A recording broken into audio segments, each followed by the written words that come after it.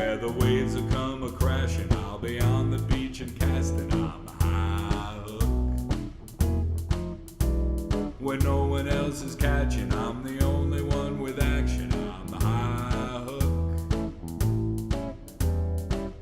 Where the land meets the sea, that's where I'll be.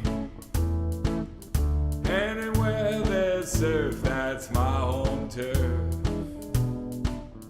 Hey there, friends and neighbors, this is your old pal Slap High Hook Jackson saying, you ain't living, not even a smidgen, if you ain't surf fishing. So if you want to know where to go, what to throw, how to throw, and what to throw it at, you just keep your eyes and ears right here in the Slap Jackson Show. We're going to tell you all about that. All right, so let's talk a little bit about April 2013. What happened in the last 2 weeks of April, and what we're going to do for the first 2 weeks of May.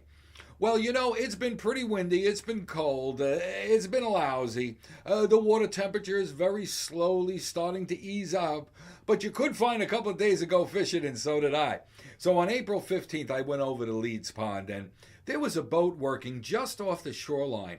And at the very beginning of this footage, you're going to watch closely, and the guy in the back of the boat is going to throw in a little schoolie that he caught. So let me play it back for you right there, right in the beginning now. Did you see it? One more time, right in the beginning. Yeah, he throws in that little schoolie right there. Well, the guys were catching about 3 or 4 of them, and then it just stopped happening, and they went on their way. But me, I knew there were fish there, so I just kept fishing. And finally, I got this little schoolie right here who took my teaser. At least I didn't get skunked. I was real happy. Maybe the guy was 12 inches. He was healthy, beautiful, and I threw him back in the water.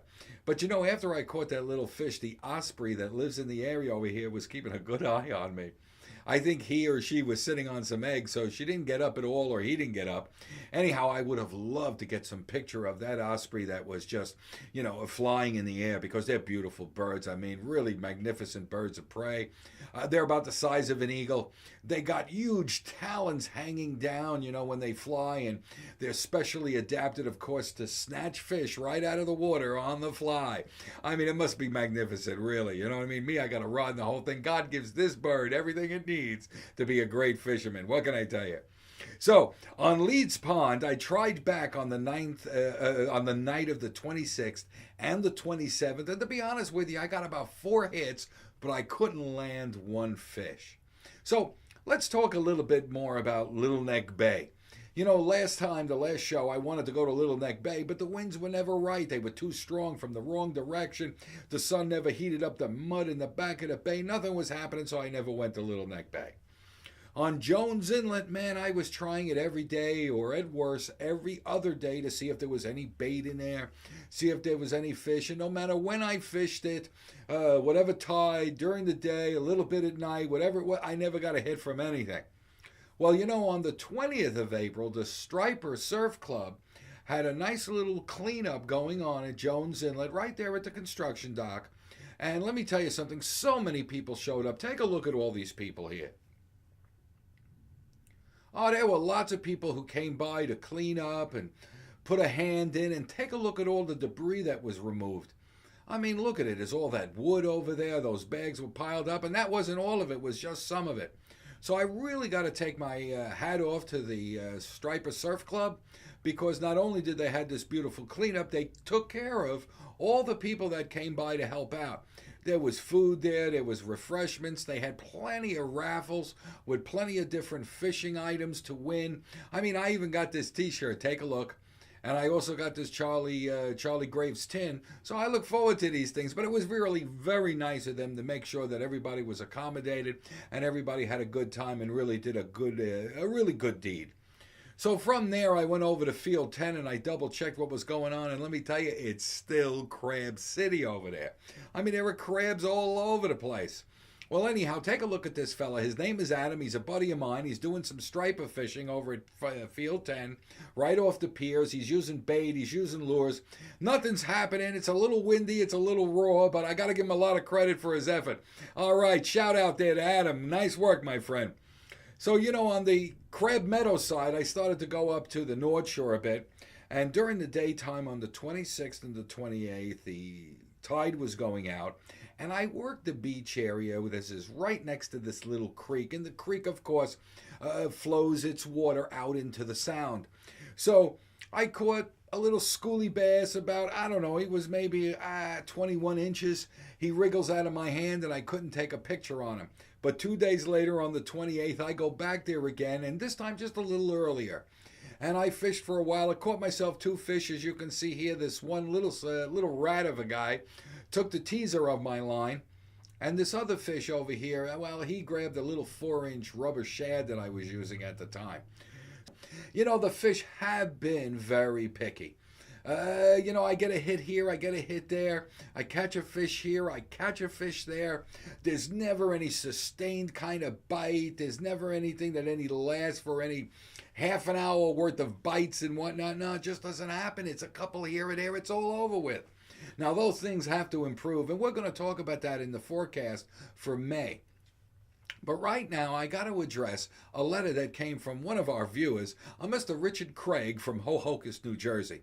And Mr. Richard Craig writes, I got a laugh out of your cousin there, Slapstick Jackson. And if I ever need legal help, I'm going to call the law offices of Jackson and Jackson. But my buddies and I have a pool going.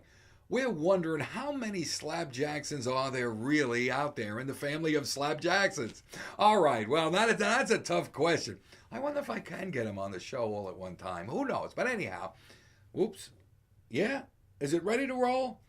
Ladies and gentlemen, you're in for a rare treat. I've just been told by my crew that we have some footage of one of the elder Jacksons, a Mr. Slap Beaner Jackson. Slap Beaner Jackson was a baseball player. Oh, yeah, he was a pitcher. Well, let the footage speak for itself.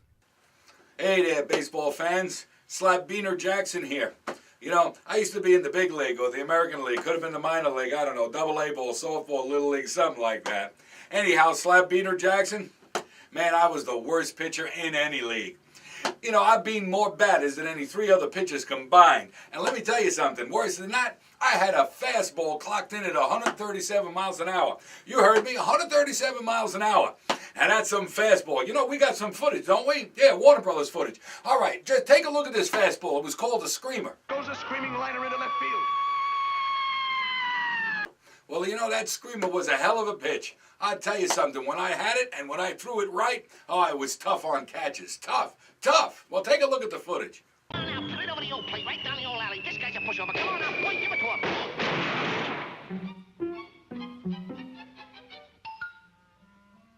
That's the old pepper, boy. That's the old pitching. That's putting it over the old plate, boy. And when I didn't have control of it, oh man, it was even worse.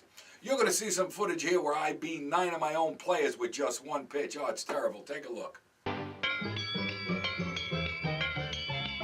So needless to say, folks, I had to give it all up. I couldn't continue with baseball for the safety of the other players. So maybe you'll see me once in a while on those Topps reissues. You look for Slap Beaner Jackson. All right, you take care of yourself, and I hope your team wins this year. So long. Hey there, friends. That was Slap Beaner Jackson. Yes, one of the lesser-known baseball players of our era. Well, nonetheless, what can I tell you? Hey, let's talk about the first 2 weeks of May 2013. Where are we going to go? What are we going to do? Well, for my money, if I was after bass, I'd be going to the North Shore. Anywhere from Little Neck Bay out to the Nissaquah River, and the usual baits and lures are going to do the job. I got to admit to you, though, I'm very excited about Jones Inlet, and I'll tell you why. Well, first of all, I always have a good time when I go down there. I always meet up with a couple of friends. Here, take a look at these guys here. Yeah, that's some of the local sharpies. The fella in the middle is Breezy Point Bob. The fella on the left is Rockaway Tom.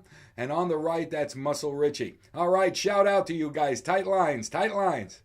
All righty, now, I'm excited about Jones Inlet for a couple of reasons. One, I took a look at the computer today. It said that the Jones Inlet sea temperature is 50 degrees. And that's a magic number for me, 50 degrees. That's good. Even better, I think, is that 2 days ago when I was fishing at Jones Inlet, I didn't get a hit. I didn't see any bait at my feet. But I was fishing there from about 5:15 to 6:30 at night. And let me tell you, while I was there, out in the inlet, way past my best cast, I see about 5 or 6 birds just diving into the water. And they're working their way right up the inlet, going to the back bay, diving in the water, diving in the water. So although I didn't see a fish, nor did I see bait, there's got to be bait, and there's probably bluefish on those bait. So I think things are only going to get better and better and better now at Jones Inlet. Same thing with Deb's Inlet, Jones Inlet, Fire Island Inlet. I think all of that's going to heat up and we're going to have a good time out there. Now the weather is improving. More and more of the fish are swimming our way. We can't go wrong. I'll see you on the beach. All righty, now listen. If you'd like to get the surf report, not just the show, you can always check out my shows right here on YouTube. But if you want to get the surf report, that's the report that comes out in between shows. All right, you just send me an email right here at the slapjacksonshow@verizon.net, and I'll put you on the email list. I'm not going to sell your email to anybody. No salesman's going to call. Well, if they do, it's got nothing to do with Slap Jackson, I'll tell you that. All righty, so when I see you on the beach, I always practice catch and release. I was born high on a dune, on a high tide full moon. I'm high hook. There ain't no denying that when the fish are frying, I'm high hook. Where the land meets the sea, that's where I'll be.